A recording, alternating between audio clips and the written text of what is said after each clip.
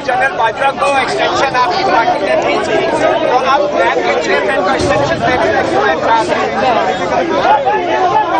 नैब के चेयरमैन की एक्सटेंशन की जब बात ऑफिशियली सामने आएगी तो हम उस पर रिएक्शन देंगे।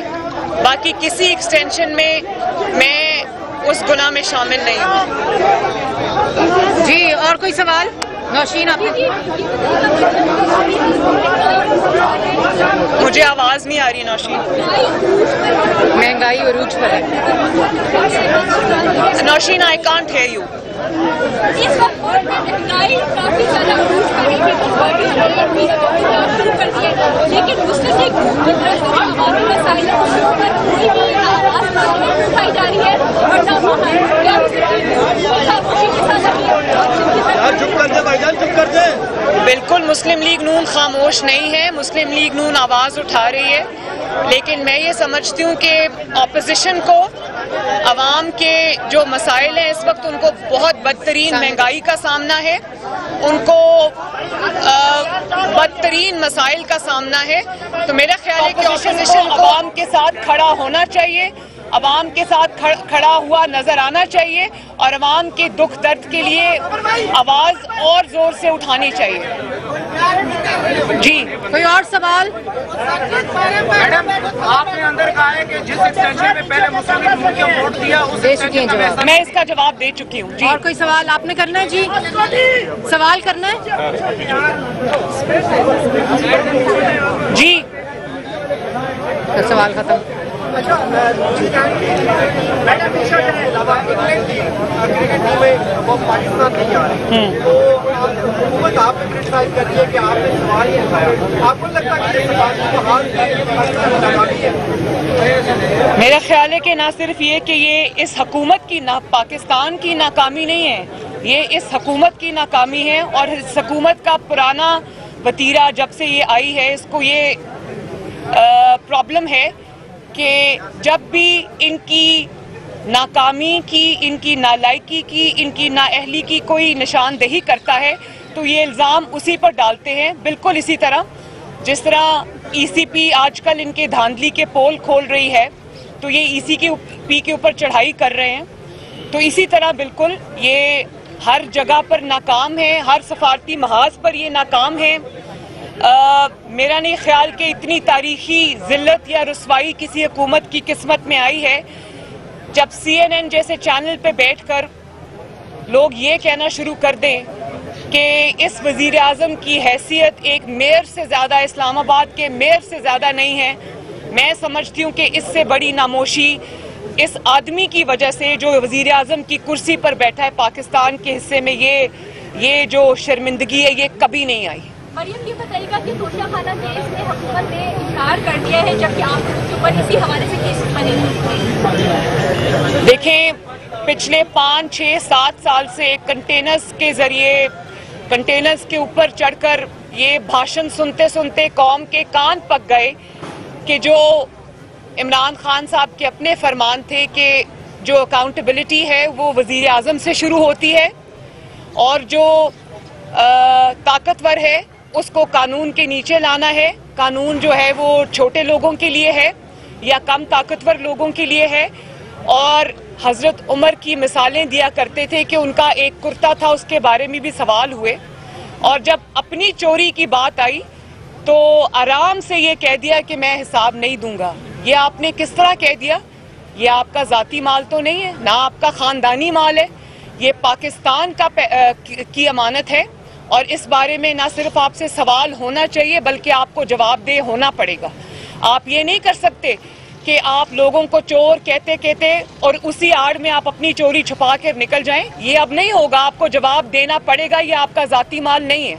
मैडम, ये भी डॉलर और पेट्रोल इस वक्त तारीख की बुलंद सतह पर महंगाई की वजह से आवाम परेशान है। क्या मुस्लिम लीग अपोजिशन प्लान रखती है महंगाई के खिलाफ भी कोई मुहिम चलाने की? क्योंकि माजी में जब इमरान खान अपोजिशन में थे तो हर दूसरे दिन वो कॉल दे देते थे प्रोटेस्ट की महंगाई को लेकर। मुस्लिम लीग नून या पीपल्स पार्टी हमें मुतारिक दिखाई। देखिए, इमरान खान साहब की जहाँ तक बात है तो उन्होंने पिछले 5-7 साल में जो भी किया है वो उनके अपने आगे आया है। वो कहते थे कि जब पेट्रोल महंगा होता है तो वजीर आज़म चोर होता है, जब डीजल महंगा होता है तो वजीर आजम चोर होता है, जब आटा महंगा होता है, चीनी महंगी होती है तो वजीर आजम चोर होता है। तो इस लिहाज से इमरान खान साहब पाकिस्तान के पहले सबसे बड़े सर्टिफाइड चोर हैं। और अब ये जो दूसरों को चोर चोर चोर कहते थे, उनकी अपनी कलई जो है पूरी कौम के सामने खुल गई है। और हुकूमत की छतरी जब बंद होने लगती है, जब आपका टेन्योर ख़त्म होने लगता है, तो बहुत चीज़ें जो हैं वो अय्यां होने लगती हैं, आपकी ताकत जो है वो ख़त्म होने लगती है। तो बहुत सारी चीज़ें सामने आएंगी, आ रही हैं। उसमें फिर ये बहाना नहीं चलेगा कि मैं जवाब नहीं दूंगा। ये आपके ज़ाती मसाइल नहीं है, ये कौम का पैसा है जिसका एक एक पाई का हिसाब आपको देना पड़ेगा। एक minute madam, Nawaz Sharif London में मौजूद है, उनके कोरोना वैक्सीनेशन का जो अंदराज है वो लाहौर के अस्पताल में हो गया है और शादी कार्ड का जो रिकॉर्ड है वो नादरा के पोर्टल पर भी दर्ज है। जी मैंने, हाँ, पहले इसका सवाल का जवाब दे दूं। मैंने भी अभी on my way to the court मैंने ये खबर सुनी और मुझे तशवीश हुई। खबर तो बड़ी मुज़क्का खेज़ है, लेकिन मुझे ये तशवीश हुई कि अगर ये आपका सिस्टम है, इस तरह से जो है वो आपका इंदराज किया जा रहा है जाली तरीके से, तो फिर ये एक और जो नामोशी है इंटरनेशनल, वो पाकिस्तान के हिस्से में इनकी नाअहली की वजह से आएगी। इसका इंटरनेशनल रिएक्शन आ सकता है। मैं इस बारे में मुझे तशवीश है। 2018 का इलेक्शन हर इस हुकूमत की हर चीज़ की तरह उनकी ये जो वैक्सीनेशन का रिकॉर्ड है और वैक्सीनेशन का इंदराज है वो भी जाली है। 2018 का इलेक्शन आपने लीड किया, फिर एक बड़े अदारे के सरबराह को एक्सटेंशन दी गई, आपकी पार्टी ने वोट किया, तो क्यों आप मैडम उस इलेक्शन को लीड भी किया, फिर बाद में आके आप उसको डिनाई भी कर रहे हैं? मैंने इस बात का जवाब दे दिया और बड़े क्लियर अल्फाज में दे दिया है। मैंने इसमें अपने वर्ड्स मिन्स नहीं किए। मेरा जवाब इनके पास है, अगर आपने नहीं सुना तो इनसे पूछ लें। जी आप एक मिनट उसमें JUI आपकी शमूलियत पर नाराज हो चुकी है और दूसरा मेरा आपसे सवाल यह है कि आप पीपल्स पार्टी को जो इशूज है, एक जो अरकान जो है इलेक्शन कमीशन के और जो मामला है नैब की एक्सटेंशन का, चेयरमैन नैब की एक्सटेंशन, इस दो मामला से आप पीपल्स पार्टी को मनाने जा रहे हैं? मैं तो सबसे पहले इंतखाबी इस्लाहात को इसलिए इस वक्त बिल्कुल गैर मुअस्सर समझती हूँ कि आप जितनी चाहे इस्लाहात कर लें, जहाँ से धांधली का जो पैदाइश है, मैनिपुलेशन है, जब तक उस सुराख को बंद नहीं किया जाएगा तब तक आप जितनी मर्जी इस्लाहात कर लें उनका कोई फ़ायदा नहीं है। तो जो अपने इख्तियारात से तजावज़ करते हैं, जो अवाम के मैंडेट पे डाका डालते हैं, जिनके अंदर ये हिम्मत और हौसला है कि वो अवाम के फैसले को पांव तले रोंद के निकल जाते हैं, जब तक उनके आगे दीवार नहीं बनाई जाएगी आपका किसी इस्लाहात का कोई फ़ायदा नहीं। दूसरी बात आपने क्या पूछी मुझसे अभी? मैंने आपसे ये पूछा था कि नून लीग क्या पीपल्स पार्टी को मनाने जा रही है इलेक्शन कमीशन के मेंबरान के हवाले से, और इसके साथ साथ चेयरमैन जब ये मामला ऑफिशियली नून लीग के सामने आएगा तो नून लीग इस पर रिस्पॉन्ड करेगी कि उसकी क्या स्ट्रैटेजी होगी। जावेद लतीफ़ साहब मियाँ साहब के जानिसार सिपाही हैं, उनकी बयानिए के साथ वो खड़े हुए हैं, लेकिन अगर उनको ये शो कॉज नोटिस मिला है तो वो जवाब अपने दे देंगे। लेकिन मैं ये समझती हूँ कि जो भी किसी भी जमात के, ज़ाहिर है आज़ादी राय का हक सबको है, लेकिन जमात के डिसिप्लिन की खिलाफ वर्जी कहीं भी नहीं होनी चाहिए।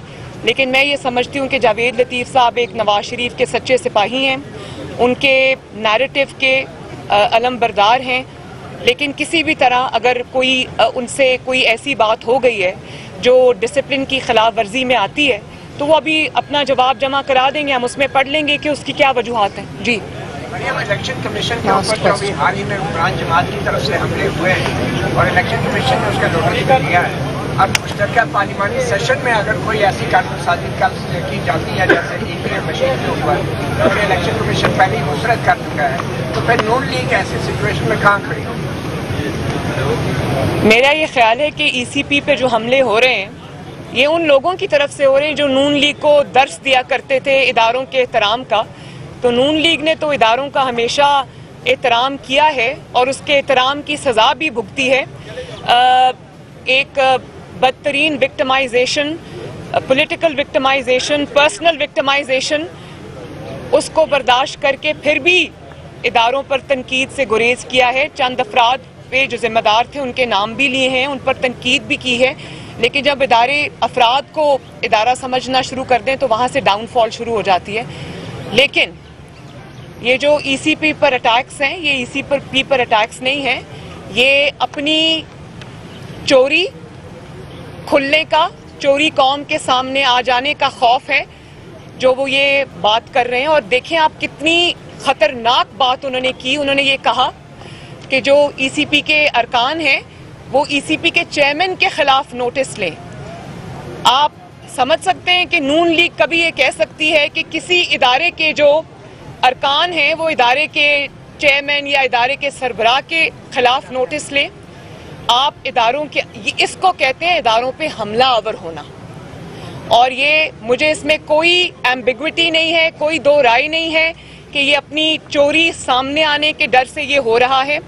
जहां तक आपने, और देखें अभी जो ECP की रिपोर्ट सामने आई है कि आई थिंक 2021 में या 20 में वो इलेक्शन हुआ था KPK का, जहां पे JUIF की सीट थी जिसको PTI जीत गई। अब उसके जो फैक्ट्स हैं वो सामने आए और वो होश उड़ा देने वाले हैं कि PTI के MPA ने जो धांधली की, वो MNA ने, सॉरी, वो जगह का नाम क्या है जहाँ पे इलेक्शन हुआ, वहां पर कुरम एजेंसी में जो अभी PTI के MNA वहां पर JUIF की सीट पर इलेक्ट हुए, वो पोस्टल बैलेट के जरिए धांधली करके इलेक्ट हुए।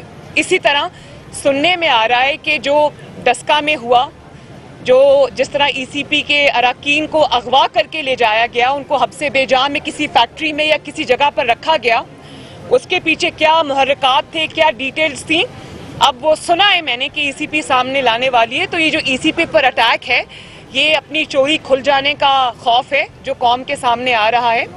और जहाँ तक आपने इलेक्ट्रॉनिक वोटिंग मशीन्स की बात की, तो मैं ये समझती हूँ कि इलेक्ट्रॉनिक वोटिंग मशीन्स जो हैं वो एक जो RTS बिठाया गया था 2018 के इलेक्शंस में, ये उसी तरह का एक दूसरा कहानी जो है वो प्रिपेयर की जा रही है, घड़ी जा रही है।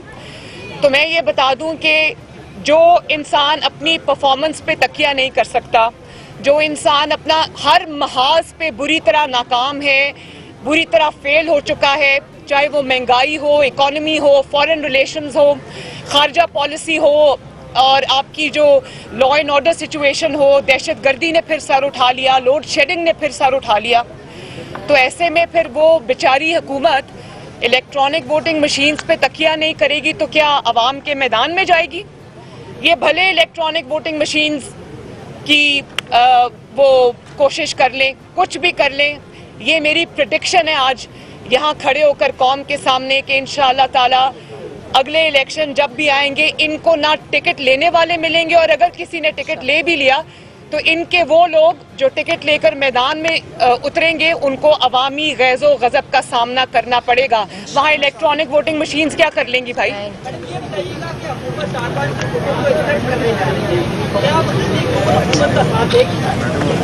मैं ये समझती हूँ कि मैंने पहले भी ये बात पिछली अपनी प्रेस टॉक में भी कही थी कि अफगानिस्तान के अवाम, अफगानिस्तान एक सॉवरेन कंट्री है और उसके जो अवाम हैं उनकी ख्वाहिशात का, उनके फैसले का एहतराम हम सबको करना चाहिए। पाकिस्तान की जिम्मेदारी इसलिए ज़्यादा है क्योंकि पाकिस्तान नेबर है, क्लोजेस्ट, और जुड़ा हुआ है अफगानिस्तान के साथ हर लिहाज से। तो अफगानिस्तान में जो होता है उसका इम्पैक्ट पाकिस्तान में भी आता है, लेकिन उसकी आड़ में अफगानिस्तान के अंदरूनी मामलात को मैनिपुलेट करना, ये अपने सियासी फ़ायदे के लिए, ये किसी तरह भी मुनासिब नहीं है। अफगानिस्तान का फैसला अफगानिस्तान के अवाम पर छोड़ देना चाहिए। जो आपको करना चाहिए बतौर पाकिस्तान की हुकूमत या मुल्क के तौर पे, आपको सिर्फ ये करना चाहिए कि वो एक बहुत war ridden, war plague country है जो बहुत सालों से जो जुल्म और वॉर का निशाना बने हुए हैं, उनको रिहेबिलिटेट करने में, उनको दोबारा से आबाद करने में उनकी मदद करनी चाहिए। उनके सियासी मामलात में, उनके अंदरूनी मामलात में किसी को मुदाखलत का कोई हक नहीं है। पाकिस्तान को इससे दूर रहना चाहिए। Thank you ji, thank you very much. YouTube पर Google TV देखने के लिए youtube.com की सर्च बार में Googly TV टाइप करें। Googly TV के पेज पर सुर्ख रंग के सब्सक्रिप्शन वाले बटन पर क्लिक करना ना भूलिए। YouTube पर अपलोड होने वाली वीडियो से बाखबर रहने के लिए बेल आइकॉन पर क्लिक कीजिए। आपको हर नई आने वाली वीडियो के बारे में नोटिफिकेशन मौसूल हो जाएगा।